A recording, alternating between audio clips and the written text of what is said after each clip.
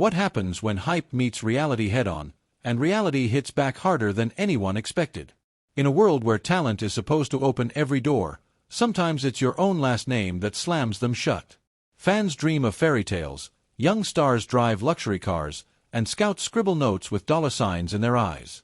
But behind the glamour, there's a brutal truth the cameras rarely show. The NFL doesn't care who your daddy is, especially when you're not in the film room grinding.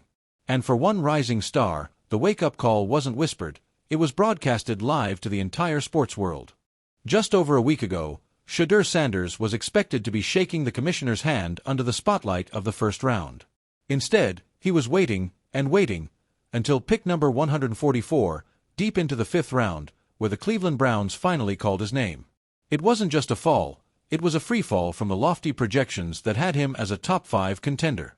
For fans and analysts alike, it sparked confusion and outrage. How could one of college football's flashiest quarterbacks be overlooked like this? For Shedeur, the challenge now is far more daunting. He enters a quarterback room already stacked with names like Deshaun Watson, Joe Flacco, Kenny Pickett, and even another rookie, Dylan Gabriel. That's not just competition, that's a wall of experience and egos. The Browns didn't pick him to hand him the keys to the kingdom. As if the timing couldn't be worse, an old video surfaced right after draft weekend. It shows Tom Brady, yes, the GOAT himself, giving Shedeur advice that felt less like a suggestion and more like a prophecy.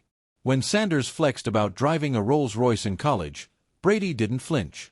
He fired back, "I think he needs to get his expletive in the film room and spend as much time in there as possible and less time in the car."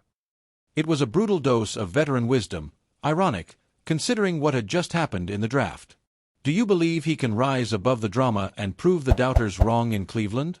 Drop your opinion in the comments. We read them all.